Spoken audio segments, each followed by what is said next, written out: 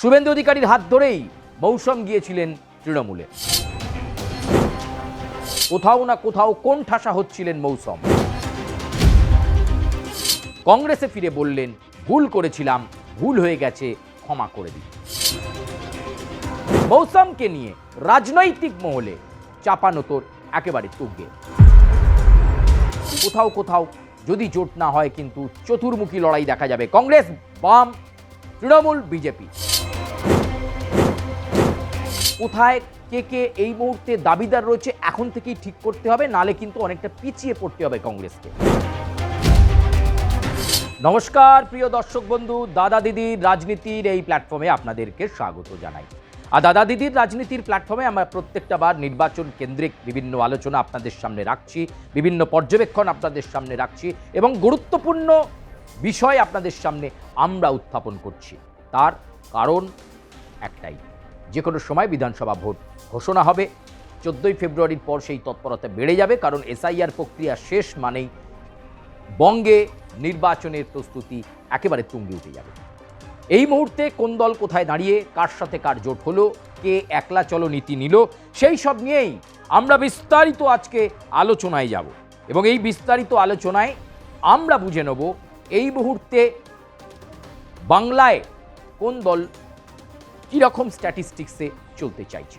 আমরা জানি যে মৌসম বেনজির নূর তার প্রত্যাবর্তন ঘটেছে কংগ্রেসে, একটা সময় তৃণমূল কংগ্রেসে গিয়েছিলেন এবং যে সময় মৌসম তৃণমূলে যোগদান করেছিলেন জাতীয় কংগ্রেস ছেড়ে, সেই সময় তাকে তৃণমূলে যোগদান করিয়েছিলেন তৎকালীন রাজ্যের মন্ত্রী, তৎকালীন মুর্শিদাবাদ জেলার অবজারভার তৃণমূল কংগ্রেসের শুভেন্দু অধিকারী।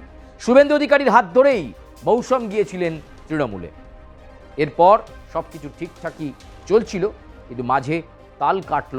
কোথাও না কোথাও কোণঠাসা হচ্ছিলেন মৌসম এবং তৃণমূলে তার আর রাজনৈতিক ভবিষ্যৎ হয়তো দেখতে পাচ্ছিলেন না মৌসম, যে কারণে মৌসম দল প্রত্যাবর্তন করলেন নতুন বছরের প্রথম মাসেই এবং কংগ্রেসে ফিরে বললেন, ভুল করেছিলাম, ভুল হয়ে গেছে, ক্ষমা করে দিন।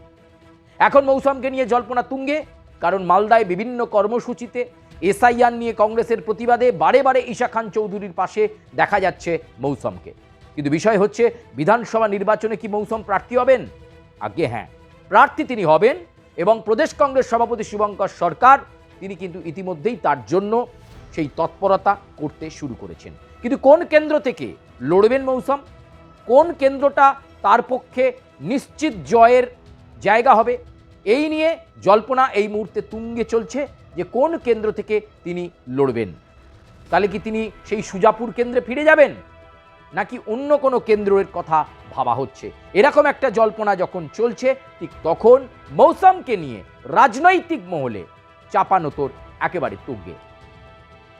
এবার মুর্শিদাবাদ, মালদার বিভিন্ন আসনে ত্রিমুখী লড়াই দেখা যাবে। একদিকে তৃণমূল কংগ্রেস, একদিকে ভারতীয় জনতা পার্টি, একদিকে কংগ্রেস।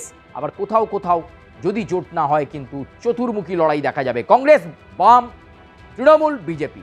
ফলে এই এতগুলো হার্ডেলকে পেরিয়ে মৌসম কি বিধায়ক হতে পারবেন? কংগ্রেসের প্রত্যাবর্তন পর্বটাকে সেখানকার মানুষ কি ভালোভাবে নিচ্ছে?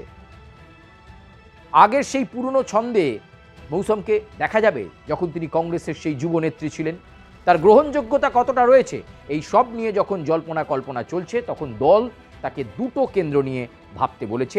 এই দুটো কেন্দ্রের যে কোনো একটিতে তাকে দাঁড় করানো হতে পারে এবং মৌসমকে এমন একটি কেন্দ্র দেওয়া হবে যেখান থেকে তার জয় নিশ্চিত করা যায় এবং কংগ্রেসের ভালো ভোট ব্যাংক রয়েছে। এক্ষেত্রে তারা দেখছে মালতীপুর বিধানসভা এবং রতুয়া। এই মালতীপুর অথবা রতুয়া, এই দুটি আসনের যে কোনো একটিতে প্রতিদ্বন্দ্বিতা করানো হতে পারে মৌসমকে।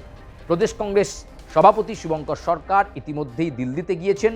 আলোচনা চলছে শেষ মুহূর্তে বামেদের সঙ্গে জোট হবে কিনা, জোট হলে সম্মান রক্ষায় বামেদেরকে কত আসন ছাড়বে, উত্তরবঙ্গের ক্ষেত্রে কি স্ট্র্যাটেজি হবে, কোথায় কে কে এই মুহূর্তে দাবিদার রয়েছে এখন থেকেই ঠিক করতে হবে, নালে কিন্তু অনেকটা পিছিয়ে পড়তে হবে কংগ্রেসকে।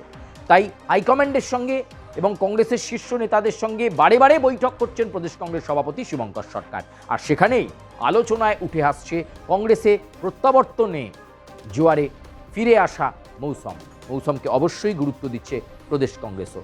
তাই হয় মালতীপুর নয় রতুয়া বিধানসভা কেন্দ্র, এই দুটির একটিতে মৌসুমকে টিকিট দেওয়া হবে এবং মনে করছে কংগ্রেস এই দুটি কেন্দ্রই এবার কংগ্রেসের দিকে আসার একটা সম্ভাবনা রয়েছে বলে তারা মনে করছে।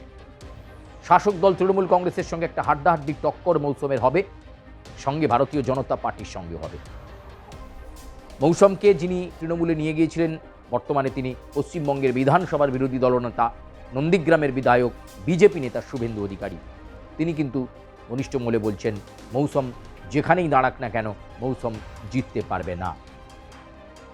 ফলে এইরকম একটা পরিস্থিতি এই মুহূর্তে রয়েছে এবং মৌসুম বেনজির নূরকে নিয়ে একটা বিরাট পরিকল্পনা চলছে যে মৌসুম নূর তাহলে ঠিক কী করবেন, তিনি দলের নির্দেশে রতুয়া বেছে নেবেন না মালতীপুর বিধানসভা বেছে নেবেন, কোনটা তার কাছে সেফ প্যাসেজ, সেফ সিট, সেটা দেখতে হবে।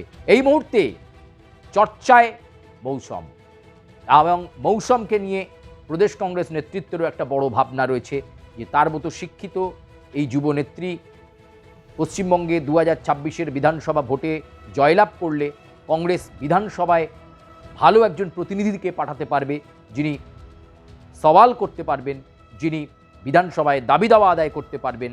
এবং বারে বারে প্রদেশ কংগ্রেস সভাপতি শুভঙ্কর সরকার বলেছেন যে তাদের দলে এরকম বহু মণিমাণিক্য রয়েছে, তাই এবার একক শক্তিতে লড়াই করে কংগ্রেস তাদের সাংগঠনিক শক্তিকে পরীক্ষা করে নিতে চাইছে। তারা পরীক্ষা করে নিতে চাইছে, শূন্য তো রয়েছে, কিন্তু এবার প্রাসঙ্গিকতা বজায় রাখা এবং নিজেদের অস্তিত্বকে তুলে ধরার জন্যই কংগ্রেস এরকম বহু অগ্রণী মুখকে সামনে রাখতে চাইছে, যার মধ্যে অন্যতম মৌসুম।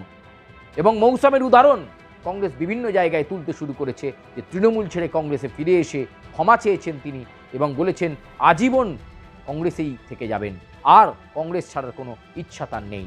শেষমেশ প্রিয় দর্শক বন্ধু, দেখতে হবে কোন কেন্দ্র থেকে মৌসুম বেনজির নূর জাতীয় কংগ্রেসের প্রার্থী হন। তিনি কি মালতীপুর থেকে লড়বেন নাকি মালদার রতুয়া কেন্দ্র থেকে লড়বেন? দুটোর মধ্যে যে কোনো একটা অপশান তাকে বেছে নিতে হবে এবং শীর্ষ নেতৃত্বকে সেটা জানিয়ে দিতে হবে তার ইচ্ছা কী রয়েছে এবং সেই মতো কংগ্রেস প্রচার কৌশল সাজাবে। এবং ইতিমধ্যেই সেই প্রস্তুতি এই মুহূর্তে বিধানসভা নির্বাচনের একেবারে তুঙ্গে রয়েছে। মৌসুম কি জিতবে? আপনারা কি মনে করছেন? কংগ্রেস কি উল্লেখযোগ্যভাবে মালদা মুর্শিদাবাদে এবার কি ভালো ফল করবে? একক শক্তিতে লড়াই করলে কংগ্রেসের ফলাফল কি ভালো হবে নাকি বামেদের হাত ধরা উচিত? এই একাধিক প্রশ্ন রেখে আজকের মতো প্রতিবেদন শেষ করলাম। আপনারা কমেন্ট জানাবেন, লাইক করবেন, সাবস্ক্রাইব করবেন এবং অবশ্যই আপনাদের গুরুত্বপূর্ণ মন্তব্য জানাবেন। সব মন্তব্য আমাদের প্রতিবেদনের সপক্ষেই হতে হবে এমন নয়, খোলামেলা আলোচনার জন্যই আমাদের এই প্ল্যাটফর্ম দাদা দিদির রাজনীতি, আর আপনারা আপনাদের সুচিন্তিত মতামত পোষণ করবেন। ধন্যবাদ।